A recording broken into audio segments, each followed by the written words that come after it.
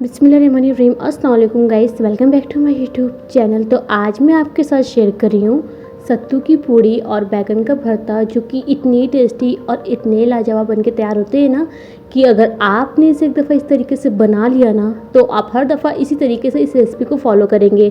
वाकई में ये बहुत ही टेस्टी और बहुत ही लजीज बन के तैयार होती है।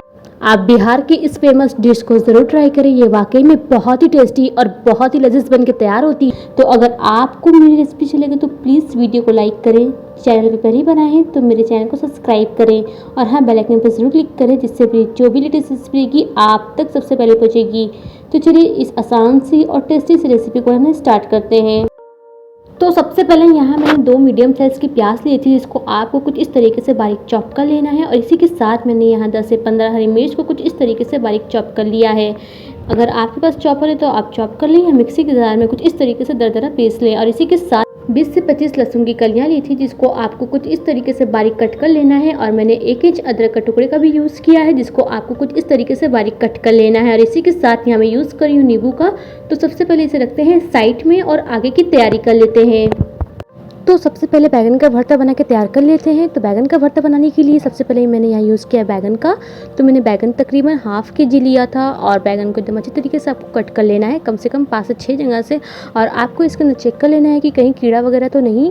तो ये मैंने इसे एकदम अच्छी तरीके से चेक कर लिया है। और बीच बीच में आपको लहसुन की कलियाँ ऐड कर लेनी है। तो मैंने ज़्यादा नहीं, बस 5 से 6 मैंने लहसुन की कलियाँ कुछ इस तरीके से बीच बीच में ऐड कर ली है। तो अब क्या करना है कि आपको कुछ इस तरीके से सभी तरफ लहसुन की कलियाँ ऐड कर लेनी है। तो सेम इसी तरीके से मैंने 2 से 3 बैगन का यूज़ किया है। तो अब क्या करना है कि जिस तरीके से मैंने बैगन को बीच बीच में से कट किया है ना, सेम इसी तरीके से आपको टमाटो को भी बीच बीच में कुछ इस तरीके से कट कर लेना है। तो मैंने कुछ इस तरीके से हल्के हल्के से टमाटर पे भी कट लगा लिए हैं, जिससे क्या होगा कि जब आप टमाटर को रोस्ट करेंगे ना तो उसके छिलके भी एकदम अच्छी तरीके से अलग हो जाएंगे। तो यहाँ मैंने टमाटर को भी एकदम अच्छी तरीके से कट लगा लिया है। तो अब क्या करना है कि सबसे पहले आपको बैगन के ऊपर एकदम अच्छी तरीके से ऑयल को अप्लाई कर लेना है। तो यहाँ मैंने सरसों का ऑयल का यूज़ किया है। तो एकदम अच्छी तरीके से मैंने चारों तरफ एकदम अच्छी तरीके से ऑयल लगा लिया है। और सेम इसी तरीके से आपको बाकी के भी सारे बैगन पर अच्छी तरीके से ऑयल को अप्लाई कर लेना है। और इसी के साथ यहाँ मैंने जितने टमाटर यूज़ किए ना, इन सभी चीज़ों के ऊपर भी आपको एकदम अच्छी तरीके से ऑयल लगा लेना है। तो सबसे पहले मैंने गैस पर रखा जाली, और जाली के ऊपर आपको कुछ इस तरीके से बैगन को रख देना है। और बैगन को कुछ इस तरीके से आपको पलट पलट के एकदम अच्छी तरीके से रोस्ट कर लेना है।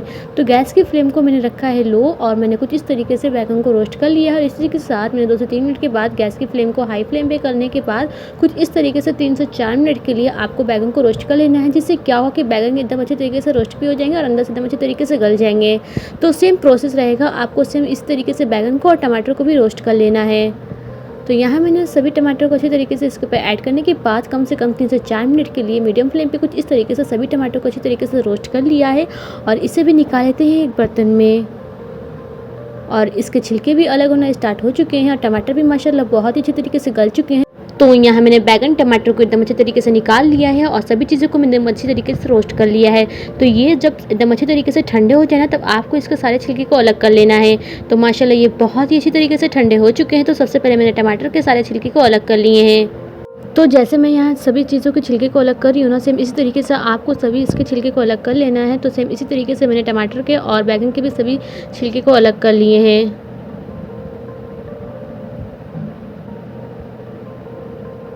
और ऊपर की डंडल को एकदम अच्छी तरीके से आपको कट करके साइड में रख लेना है।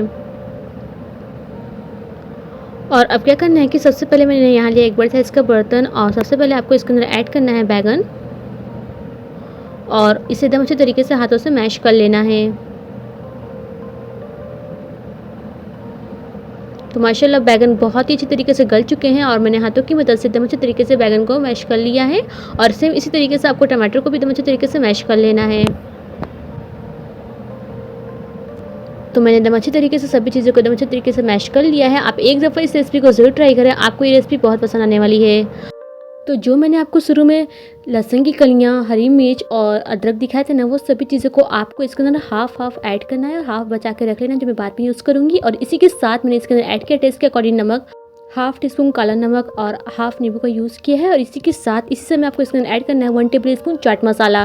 चाट मसाला ऐड करने के बाद सभी चीज़ों को एकदम अच्छे तरीके से मिक्स कर लेते हैं।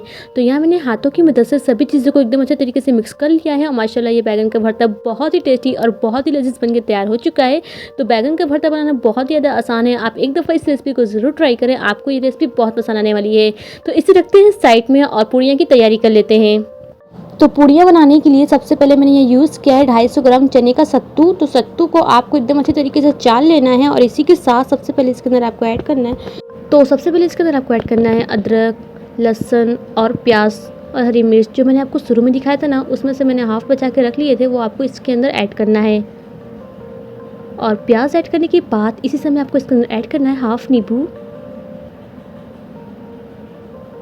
और अब क्या करना है कि नींबू ऐड करने के बाद यहाँ मैं यूज़ कर रही हूँ आम के अचार का। तो आप इसे ज़रूर ऐड करें, इससे पूड़ियाँ बहुत ज़्यादा टेस्टी बनकर तैयार होती है।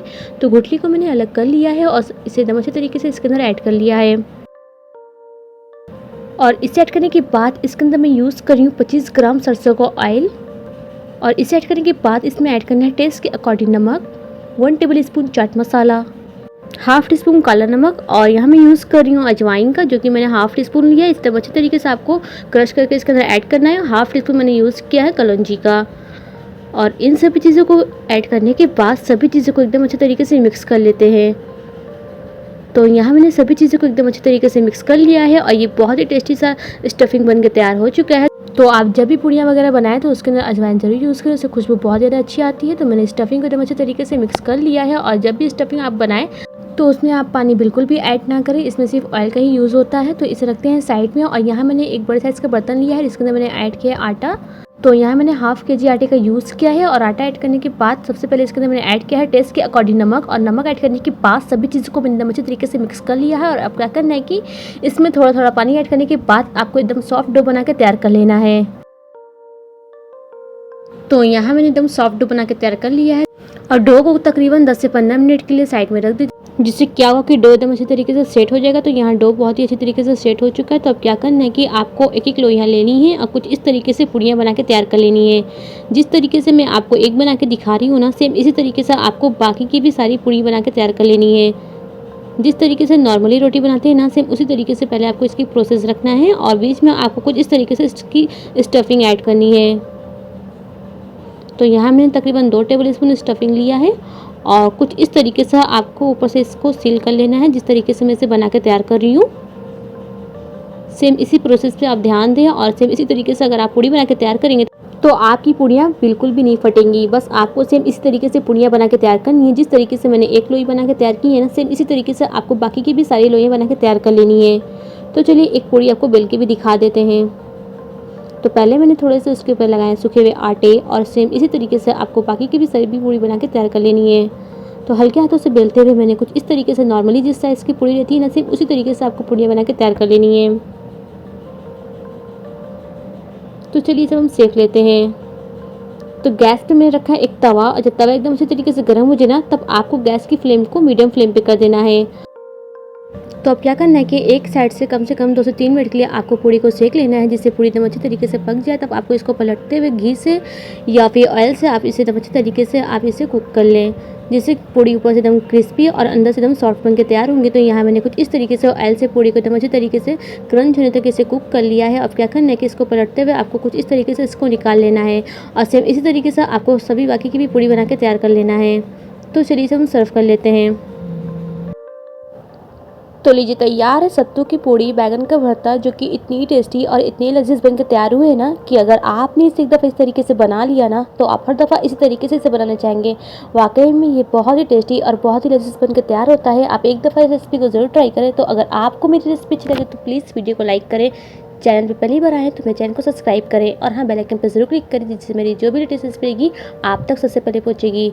तो जाइए इसे बनाइए और इन्जॉय कीजिए। अपना खूब सारा ख्याल रखिए, दुआ में याद रखिए। इंशाल्लाह फिर मिलते हैं नेक्स्ट रेसिपी के साथ। अल्लाह हाफिज़।